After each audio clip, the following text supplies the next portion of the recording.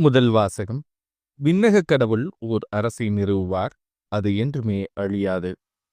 இறைவாக்கினர் தானியேல் நூலிலிருந்து வாசகம். அதிகாரம் 2, இறைவசனங்கள் 31 முதல் 45 முடிய. அந்நாள்களில் தானியேல் அரசனுக்கு சொன்ன மறுமொழி: அரசரே, நீர் பெரிய சிலை ஒன்றைக் கண்டீர். கண் எதிரே நின்ற அம்மாபெரும் சிலை பளபளக்கும் ஒளிமிக்கதாயும் அச்சுறுத்தும் தோற்றமுடையதாயும் இருந்தது. அச்சிலையின் தலை பசும்பொன்னால் ஆனது, அதன் மார்பும் புயங்களும் வெள்ளியால் ஆனவை, வயிறும் தொடைகளும் வெண்கலத்தால் ஆனவை, அதன் கால்கள் இரும்பினால் ஆனவை, அதன் காலடிகள் ஒரு பகுதி இரும்பினாலும் மறுபகுதி களிமண்ணாலும் ஆனவை. நீர் அச்சிலையை பார்த்து கொண்டிருந்த பொழுது மனித கைப்படாத கல் ஒன்று பெயர்ந்து உருண்டு வந்தது. அந்த கல் இரும்பினாலும் களிமண்ணாலுமான அதன் காலடிகளில் வந்து மோதி அவற்றை நொறுக்கியது.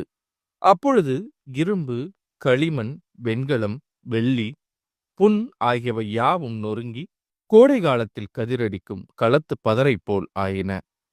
அவற்றின் அடையாளம் இராதபடி காற்று அவற்றை அடித்து கொண்டு போய்விட்டது.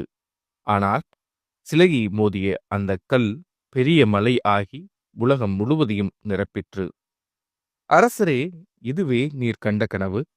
அதன் உட்பொருளையும் உமக்கு இப்பொழுது விளக்கி கூறுவோம்.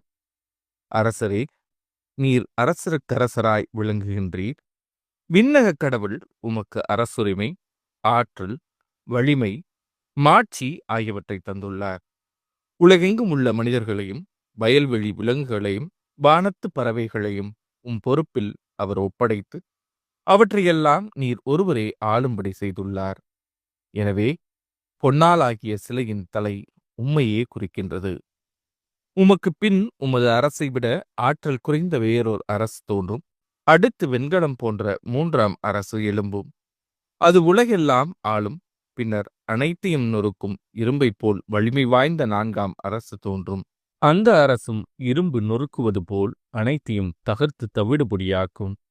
மேலும் நீர் அச்சிலையின் அடிகளையும் கால் விரல்களையும் ஒரு பகுதி குயவனின் களிமண்ணாகவும் மறுபகுதி இரும்பாகவும் கண்டதற்கிணங்க அந்த அரசு பிளவுபட்ட அரசாயிருக்கும். ஆனால் சேற்று களிமண்ணோடு இரும்பு கலந்திருக்க நீர் கண்டதற்கிணங்க இரும்பின் உறுதியும் ஓரளவு காணப்படும்.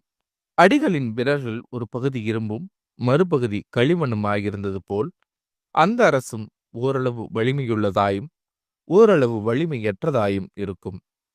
இரும்பு களிமண்ணோடு கலந்திருப்பதாக நீர் கண்டதற்கிணங்க அவர்களும் தங்களுக்குள் திருமணத்தின் மூலம் உறவு